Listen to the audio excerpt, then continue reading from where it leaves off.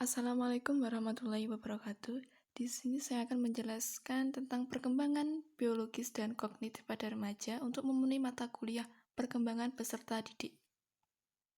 Perkembangan biologis dan kognitif. Perkembangan biologis pada masa remaja. Masa remaja adalah masa peralihan dari masa kanak-kanak menuju ke kedewasaan yang meliputi perkembangan biologi, kognitif, dan sosial emosional. Pengaruh faktor genetika terhadap perkembangan remaja. A. Sifat dasar gen, yang meliputi genotip, fenotip, dan rentang reaksi. Genotip adalah warisan genetik seseorang, material genetika aktual yang sebenarnya ada. Namun demikian, tidak semua material genetik tersebut jelas tampak pada ciri-ciri yang tampil atau dapat diukur pada diri kita. Fenotip adalah bagaimana genotip seseorang tampil dalam ciri-ciri yang dapat diamati atau diukur. Fenotip meliputi ciri fisik seperti tinggi dan berat badan, warna mata, warna pigmen kulit, dan lain-lain. Rentang reaksi adalah rentang jumlah kemungkinan fenotip untuk setiap genotip, yang menunjukkan pentingnya peran pembatasan ataupun pengayaan lingkungan. Sandra Sekar menjelaskan tentang reaksi ini bahwa setiap orang memiliki jangkauan potensi. Misalnya, seseorang lebih pendek dari kebanyakan orang. Meski diberi makan sebaik apapun, orang yang memiliki gen pendek tidak akan pernah tumbuh jadi lebih tinggi daripada rata-rata. B. Temperamen. Temperamen adalah gaya perilaku dan cara berespon yang khas yang ditampilkan oleh seseorang. Alexander Cass dan Stella Thomas mengemukakan bahwa ada 3 kelompok temperamen, yaitu anak bertemperamen mudah, anak bertemperamen sulit, dan anak bertemperamen lambat menghangat.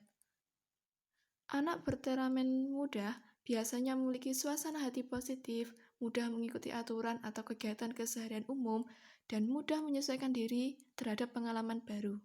Anak bertemperamen sulit cenderung bereaksi negatif dan banyak mengeluh atau rewel.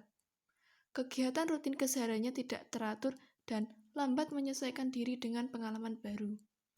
Anak bertemperamen lambat menghangat menunjukkan tingkat kegiatan yang rendah, agak bereaksi negatif, penyesuaian diri agak lambat, dan suasana hati dalam intensitas yang rendah. Metode yang dipakai para ahli genetika perilaku.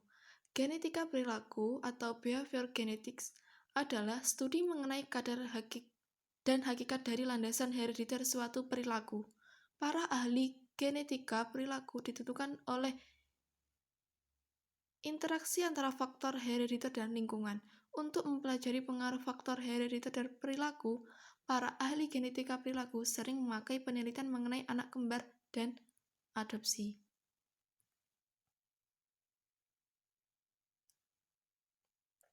Interaksi faktor bawaan lingkungan dan perkembangan. A. Interaksi genotip pasif lingkungan, genotip evokatif lingkungan, genotip aktif lingkungan.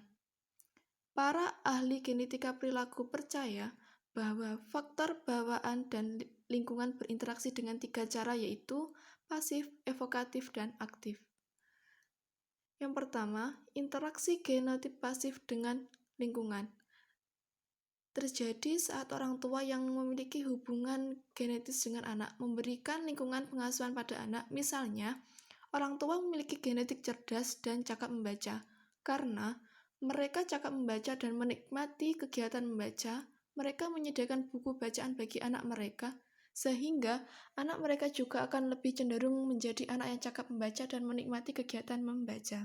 Yang kedua, interaksi genotip evokatif dengan lingkungan terjadi karena genotip anak akan menimbulkan jenis lingkungan fisik dan sosial tertentu. Misalnya, anak yang aktif dan suka tersenyum akan lebih banyak mendapat perangsangan sosial ketimbang anak yang pasif dan pendiam. Yang ketiga, interaksi genotip aktif dengan lingkungan terjadi saat anak dan remaja menjelajahi lingkungan yang mereka pandang menarik dan menantang. Pemilihan ini berkaitan dengan genotip tertentu yang mereka miliki. Contohnya, sebagian remaja karena genotipnya lebih terampil di bidang musik, maka akan cenderung lebih banyak memanfaatkan waktu dalam lingkungan musikal di mana mereka dapat menampilkan keterampilan mereka dengan baik. B. Pengaruh lingkungan yang terbagi atau tak terbagi. Ahli genetika perilaku Robert Plomin percaya bahwa cara pengasuhan yang sama atau lingkungan yang sama memberikan pengaruh yang kecil terhadap variasi perbedaan kepribadian atau minat remaja.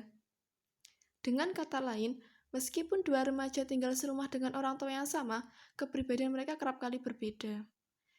Yang pertama, pengaruh lingkungan terbagi adalah pengalaman remaja yang juga dialami oleh orang lain di lingkungannya. Misalnya, kepribadian dan orientasi intelektual orang tua mereka, kelas sosial keluarga, dan lingkungan tetangga sekitar tempat tinggal mereka. Yang kedua, pengaruh lingkungan tak terbagi adalah pengalaman unik remaja yang dialaminya sendiri, baik di dalam maupun di luar di lingkungan keluarga yang tidak dialami oleh kakak atau adiknya. Ciri umum pertumbuhan fisik pada remaja. A. 4 kurva tumbuh kembang, yaitu ada pertumbuhan fisik umum, organ reproduksi, otak dan kepala, kelenjar limfoid. B. Faktor-faktor yang mempengaruhi kurva pertumbuhan. Faktor mencari sasaran atau penstabilan diri. Yang kedua, kecepatan kematangan. Yang ketiga, pengaturan umpan balik. Yang keempat, massa tubuh. Pubertas. A. Batasan dan determinan pubertas. Pubertas adalah perubahan cepat pada kematangan fisik yang meliputi perubahan tubuh dan hormonal yang terutama terjadi selama masa remaja awal. Faktor-faktor yang berperan dalam terjadinya pubertas adalah yang pertama, faktor genetik, yang kedua, faktor massa tubuh, yang ketiga, faktor mutu makanan. Perubahan hormonal. Hormon adalah salah satu substansi kimiawi berkekuatan besar yang dikeluarkan oleh kelenjar endokrin dan dialirkan ke seluruh tubuh melalui pembuluh darah. C. Perubahan fisik. Pada saat perubahan fisik terjadi, yang paling tampak nyata semasa pubertas adalah meningkatnya tinggi dan berat serta kematangan seksual. Perkembangan kognitif. Teori perkembangan kognitif. Yang pertama, pandangan Piaget tentang perkembangan kognitif. Teori perkembangan kognitif. Piaget salah satu teori yang menjelaskan bagaimana anak beradaptasi dan menginterpretasikan objek dan kejadian-kejadian sekitarnya. Piaget menskemakan perkembangan kognitif manusia sebagai berikut. Yang pertama, tahap sensori motorik yang berumur 0 sampai 2 tahun. Tahap sensori motor yang berlangsung sejak masa bayi pada sekitar usia 2 tahun adalah tahap pertama dalam teori Piaget. Pada tahap ini, bayi membangun pemahamannya akan dunia dengan mengkoordinasikan pengalaman indrawinya, misalnya dengan melihat dan mendengar, dengan gerakan fisik motorik sehingga disebut sensori motor. Yang kedua, tahap preoperasional yang dimulai 2 sampai 7 tahun. Tahap ini berlangsung dari usia sekitar 2-7 tahun adalah tahap perkembangan kedua Piaget. Dalam tahap ini, anak mulai menggambarkan dunia dengan kata-kata, bayangan, atau gambar. Tahap operasional konkret yang dimulai umur 7-11 tahun, menurut Piaget operasi adalah hubungan-hubungan logis di antara konsep-konsep atau skema-skema. Sedangkan operasi konkret adalah aktivitas mental yang difokuskan pada objek-objek atau peristiwa nyata atau konkret dapat diukur. Proses-proses penting dalam tahapan ini adalah pengurutan, classification atau klasifikasi, decentering, reversibility, dan konservasi, dan yang terakhir penghilangan sifat egosentrisme. Kemudian tahap operasional formal yang dimulai dari 11 sampai 15 tahun. Di perspektif teori kognitif Piaget, maka pemikiran masa remaja telah mencapai tahap pemikiran operasional formal, yakni suatu tahap perkembangan kognitif yang dimulai kira-kira 11 atau 12 tahun dan terus berlanjut sampai remaja, mencapai masa tenang atau dewasa. Pada tahap ini, anak sudah mulai berpikir abstrak atau hipotesis. Pada masa ini, anak sudah mampu memikirkan sesuatu yang akan atau mungkin terjadi, sesuatu yang abstrak. Di samping itu, pada tahap ini remaja juga sudah mampu berpikir secara sistematik. Remaja telah mampu memikirkan semua kemungkinan secara sistematik atau memecahkan masalah. Mereka juga memiliki kemampuan berpikir alternatif sehingga kemungkinan menyelesaikan masalah yang mereka hadapi lebih beragam. Yang kedua, pandangan Brunner tentang perkembangan kognitif. Brunner menjabarkan 6 konsep pokok dalam perkembangan kognitif. Yang pertama, perkembangan intelektual ditandai oleh meningkatnya variasi respon terhadap stimulus. Yang kedua, pertumbuhan tergantung pada perkembangan intelektual dan sistem pengolahan informasi yang dapat menggambarkan realita. Yang ketiga, perkembangan intelektual memerlukan peningkatan kecakapan untuk mengatakan pada dirinya dan orang lain melalui kata-kata atau simbol. Yang keempat, interaksi antara guru dan siswa sangat penting bagi perkembangan kognitif. Yang kelima, bahasa menjadi kunci perkembangan kognitif. Dan yang keenam, pertumbuhan kognitif ditandai oleh semakin meningkatnya kemampuan menyelesaikan berbagai alternatif secara simultan. Brunner dalam memahami karakteristik perkembangan kognitif didasarkan pada tingkah lakunya sesuai tahapannya. Tahapan tersebut digambarkan sebagai berikut. Yang pertama, tahap enaktif.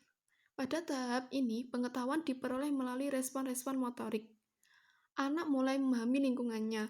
Pada tahap ini, anak memulai memahami lingkungannya melalui gerakan atau aksi. Anak mulai melakukan berbagai gerakan atau aksi untuk memahami lingkungannya. Mereka mungkin membolak-balik buku seakan-akan membaca isi buku tersebut. Anak mulai memahami nama-nama benda dari percakapan dengan orang-orang di sekitarnya, atau mengamati gambar-gambar benda di dalam buku. Yang kedua, tahap ikonik. Pada tahap ini, pengetahuan lebih banyak berasal dari gambaran imajinatif. Anak membawa informasi yang didapatnya melalui imajineri. Karakteristik tunggal pada objek yang diamati dijadikan sebagai pegangan, dan pada akhirnya anak mengembangkan memori visual. Misalnya, anak-anak melihat gambar orang. Berdasarkan pengamatannya, orang memiliki bagian-bagian tubuh. Informasi ini dibawa ke alam imajinasinya sehingga dia dapat memiliki gambar visual bahwa orang terdiri dari berbagai bagian tubuh. Yang ketiga, tahap simbolik. Pada tahap ini, pengetahuan lebih banyak berasal dari kata-kata yang berubah-ubah, simbol matematika dan simbol sistem. Remaja mampu menyusun gagasannya secara padat. Pada tahap ini, anak sudah memahami simbol, sehingga mereka sudah dapat memaknai sebuah simbol. Brunner menyatakan, anak-anak akan belajar dengan baik jika pembelajaran yang dilakukan bermakna dan relevan dengan hidup anak. Terima kasih, semoga bermanfaat. Wassalamualaikum warahmatullahi wabarakatuh.